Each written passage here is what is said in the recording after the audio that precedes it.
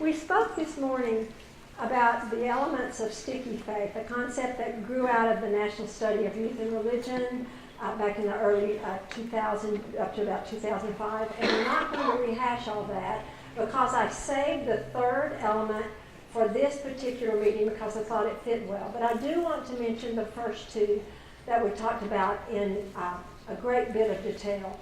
The three things that we think will help develop a faith in our students that will be lifelong, not temporary. The first one was moving from a behavioral-based faith into a grace-based faith, because we know that our students have what Dallas Willard calls a gospel of sin management, that we live, our students live their Christian lives, they think it's all about do's and don'ts, and then when they inevitably fail, which they will and they do, then their faith is of no use to them because they felt like it did not stick, that it was not adequate to handle them in the times of their failure. So we have to move to that. Another concept, two of the three, was that we need to move from the concept of dry cleaner parents, meaning parents, and youth ministers will attest, it kills us. We wear ourselves out with dry cleaner parents because they drop their children off, dirty children, and in 2 hours they expect to pick up clean children. So dry cleaner parents are just killing us in student ministry because we can't do a lot about that, but we need to shift from dry cleaner parents to parents who disciple their children, because the parents are with the children all the time. The youth minister at best has them 3 or 4 hours a week. So those were the first two tenets, and we spent almost 2 hours on those. But the third one, and as I told them earlier today, the researchers from Fuller, when they did the research, they were looking for a silver bullet, that if every church did it, that it would be the one thing that caused the faith to be long-lasting. And they didn't find a silver bullet, but she said, we kind of found some silver shavings. And that is in the element that I thought fit perfectly with this luncheon group, and that is the element of intergenerational relationships. We find that when students are better wired into the life of the entire church, that they have a better concept of their faith, and they are more likely to let that faith be a lifelong faith rather than a temporary faith. That, to me, is the exciting thing that I want to share with you in this brief time today. I work in churches all across the state. I do some national work too, but primarily I'm in Texas. And so often what I hear, and I love it when I hear it, because they say, oh, we're just a small church. We can't do much youth ministry. We're just a small church. And I say, well, I have good news for you. Because probably the most important thing that we can do to develop churchmen and to develop people who stay with the faith is done better by the small church than by the large church. So if you represent a small church, this is good news today. I attend and I'm a member of a large church in Dallas. And I recall one time seeing a special article. The Dallas Morning News used to run a little profile of a student, a teenager in Dallas. They called it A Good Kid. And one time one of our students from my church was profiled in The Good Kid.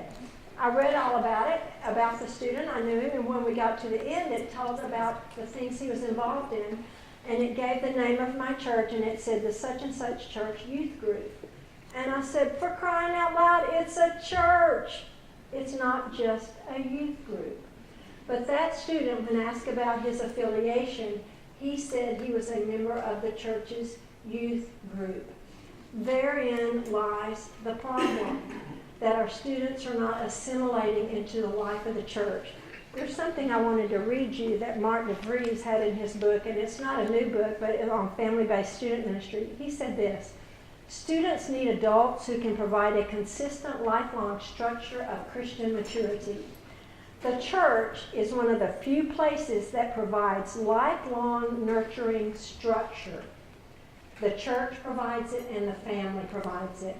Almost all other groups are what he refers to as orphaning structures, groups in which you fit if you are a part of the age group they serve. Every other group will orphan you when you pass the age group, but the church and the family do not. Now, I have some groundbreaking news for you. I read just the other day, and I read it on Twitter, so it has to be true. I read that teenagers did not receive the Holy Spirit at Pentecost because they were worshiping in a separate building. Is that not amazing? But that's what we do. We put our teenagers in a separate building. So what I want to do is go on a list, just go through a list with you of ideas of how you can begin to assimilate your students into the life of your entire church, and you don't have to necessarily start any new programs at all. You can just do it with things that exist. Number one, utilize adults of all ages to work with your students. When I enter a student ministry and I see a very small age range of youth workers, the first thing I think is not a very healthy youth ministry. Because I want to see 21-year-olds, because some 21-year-olds are mature enough to work with students. I want to see 75-year-olds. I want to see a broad range. I want to see adults that are not just there to teach. I was visiting with a young woman that had joined a church where I was, and she had joined from First Midland. Charlie Dodd's here. He knows about First Midland. And I wanted to ask her if she knew a particular man that I knew, but my first thought was he wouldn't be a teacher, so she wouldn't know him. But I asked her anyway. She said, "Who is it?" So I asked her, and she went, "Oh my gosh, we love him." And I said, "Well, how do you know him?" "Oh, he hands out the donuts at the door every Sunday in Sunday school, and we love him." And I thought, how great, because you can involve adults that aren't there to teach, but are there to nurture and there to love. Mission organizers. When a youth minister gets home from a mission trip, one of the things we've learned is that mission trips are not necessarily transforming. All the data shows that a short-term mission trip does not necessarily transform a student's life. And one of the components that will help it be transforming is if when they return home, there are meaningful mission activities for them to do. Well, as a youth minister, I get home, I just can't put another thing on my plate. But there are retirees or other adults in the church that have a servant spirit or have a particular gift, that they could organize those mission activities in your city.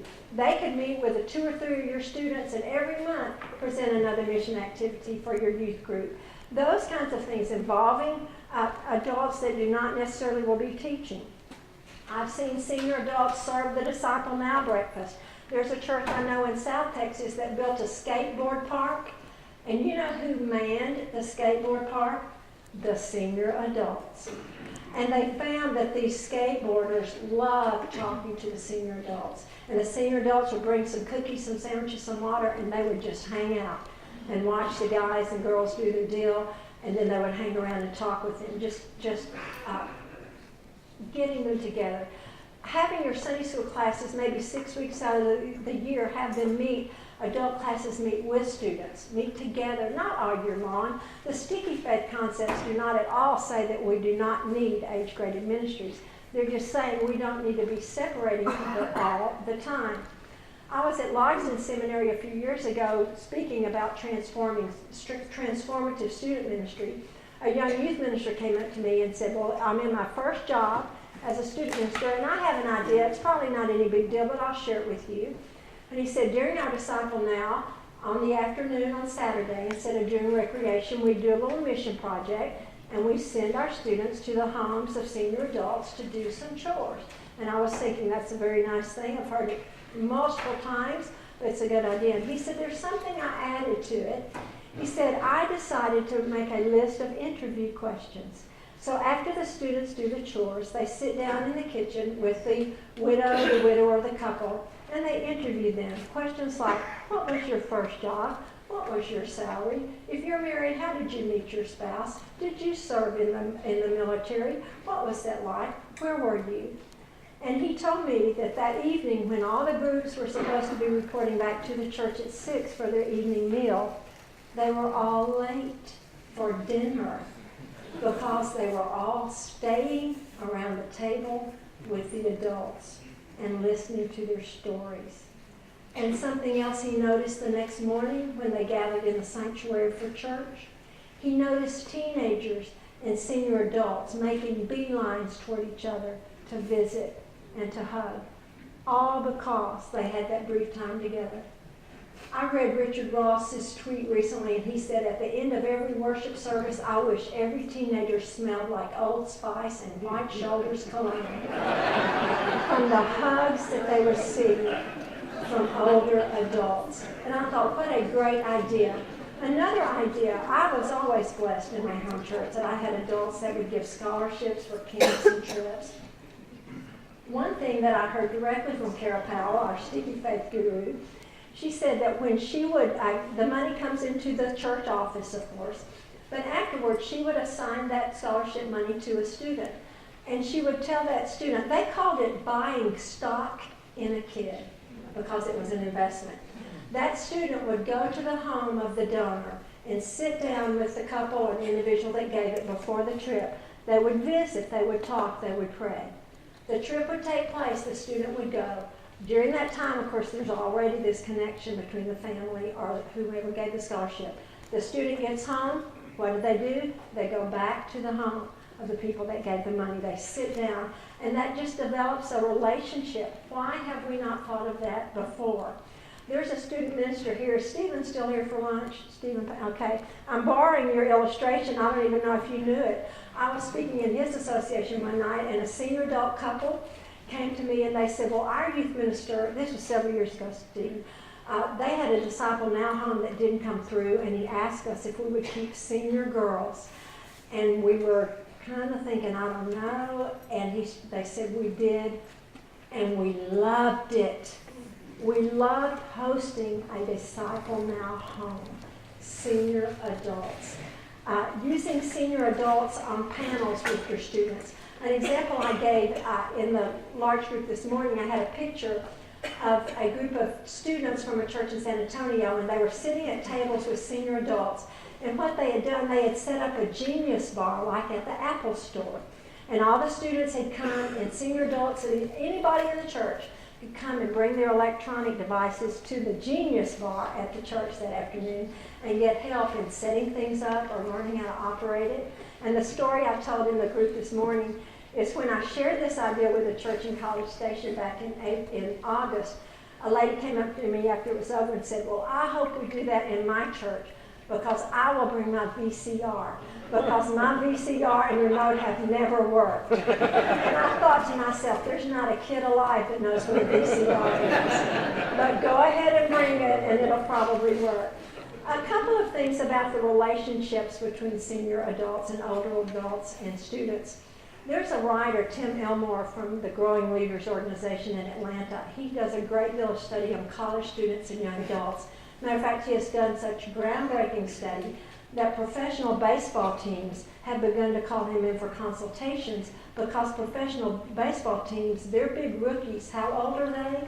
18, 19? And they need to know more about how this young adult thinks. But Tim Elmore, in his book, 12 Huge Mistakes Parents Make, I was thinking that a couple of these are things that could be helped by relationships with older adults. One huge mistake parents make, according to Dr. Elmore, is that parents make happiness as the goal of life rather than the byproduct of life.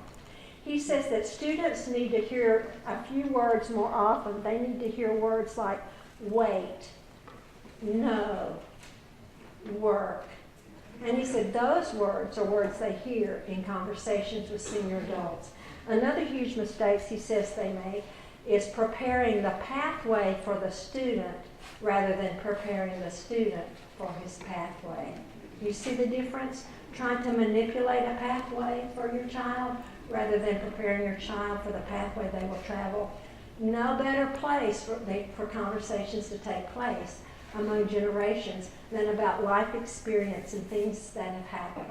Intergenerational birthday parties, intergenerational family events. I mentioned in the earlier hour, get rid of that kid table at the Christmas dinner. Your fourth grader needs to be at the big table with Uncle Harry, the 75-year-old. And your great aunt needs to be sitting at the table with the preschoolers. We don't need to be separating our generations because there's such a wealth. How I wish I had eaten at a table with my great aunt Jewel May, whom I didn't even know. But I would love to have had the memory of having some Christmas dinners with her. But we had a kid table, and that was my demographic. So I was at the kid table. Another idea, which is a great idea that I learned from my student minister friends, many of whom are here. When you're getting ready to give a graduation gift to the seniors in your church, give them that Bible. But instead of just handing them that Bible at that service, place the Bible in the foyer of your church for a week. Put a placard by each Bible noting which senior receives that Bible, and invite your church members to come by and write in that Bible, to mark passages in that Bible as a gift from the big church, all generations, to that student as he leaves. We encourage parents to have their students, to let them have a team of adults who love them and will invest in them. But there are so many things that students can do to connect them with adults. Smaller churches utilize students more for handing out the worship guides or the bulletins, for filling the Lord's Supper cups, for coming and doing landscaping or cleanup. Smaller churches do a better job. Congratulations, smaller churches. Larger churches have a lot to learn because we do more segmenting, because we think that that works best. But the Church of Jesus Christ is unique. It is a family, it is a structure with Jesus as the center, and all kinds of things, wonderful things can happen.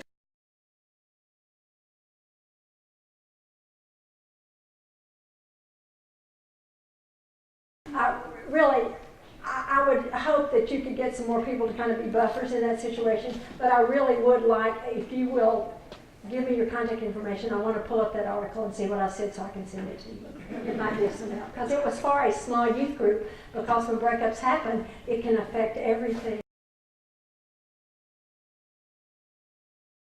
Students are generally a little better with this than adults are. Now, in the city where I live and in the church I attend, we have very intentional gatherings between groups. Now, not every city is interested in that, but as a student minister, if I were starting my student ministry again, I would make sure that as a leader, I was networking with the leaders of the other churches, across denominations, across everything. And we're not doing a very good job reaching students together, much less separate. So I would think that has to start on the leadership level. And then as the leaders get to know each other, there can be more things together. But that's exactly what I would advise. I would advise it start with pastors in the pulpit, because that's the model from my church in Dallas, is that the pastors have begun. And consequently, when the shootings happened last July, there was already a network of pastors. That wasn't just some kind of show. When Jeff Warren was with Brian Carter and those two men of different races, they had been together, and their families had had dinners together, and our men had had Bible studies together, and our women had had book clubs together. All those things had been going on. And when the crisis came, we were ready. So it has to start on a leadership level. And I tell student ministers often, because those two pastors had a morning with my student ministers at our youth ministry conclave. And we tell people all the time, if it cannot happen at the higher level of leadership, or as we like to say, up the food chain, if it can't happen there, it can happen on your level with your youth ministry staff and with your youth workers. Great question. Well, even in my own student ministry, I track them more closely in college. But one of the kind of traditions we had is, as students, if they were devoted followers of Christ, they gave them opportunities that when they were in college, they were invited back to do things with the youth group, and we kept pouring into them. An example I can give you of a church I think that's doing something unique is Brett Levi in Georgetown. He has a mission trip after the college year ends for alumni. And it's an alumni mission trip. So all those college kids get together and do a little, it's not to Budapest. They go to Georgia or someplace. That's a nice little trip, but it continues to cultivate. There are churches that are experimenting with the people who teach the seniors in high school, that's a 2-year commitment, and the first year is they're actually teaching the seniors. And the second year, they spend cultivating, doing on-site visits with the seniors, and being in communication with the seniors. And so their second year, they're not teaching in the church. And all of those things, we're not quite far enough out to say this is the model and this is where it worked, but we're seeing things in process that work and all those kinds of things. I thought the alumni mission trip was a great idea. So anything to keep them wired in. Well, I loved Youth Sundays, but what I know now is that it's better when you utilize them continually.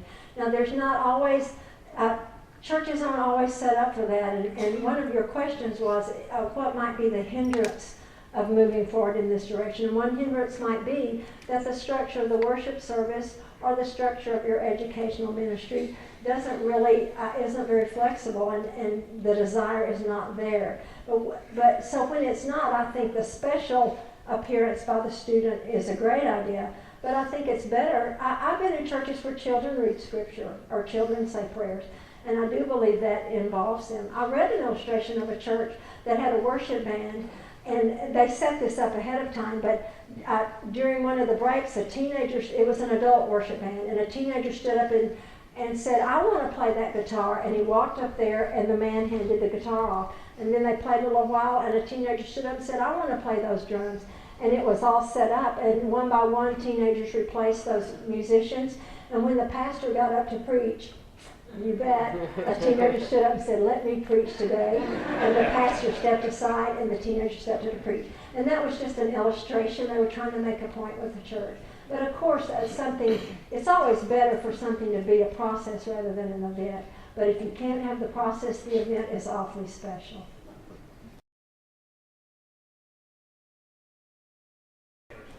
What I would do, I always, whether it was an issue in my youth group or an issue somewhere else, I always went straight to leadership. Maybe not necessarily staff leadership, because the staff can't impose their wishes on anyone either. But I would go to the leaders if there's a pocket of supposed senior adults that are having some problems with this, I would go to some leaders in that peer group. And I would say, what can we do about this? And they might say, oh, they're not going to change, they're that way for 58 years. But they might have insights into, well, this is what's going on in their lives, and this is why they're a little harder now. I always like to utilize peer-to-peer, regardless of what age they are, because I think they have a great level of understanding of what's going on. And that's why, and if you are intergenerational, then you have those friends, and I know you would because I know you. And you would have those friends, and I would depend on them. I would depend on them to help facilitate what you're trying to do when they have the relational capital that you do not have.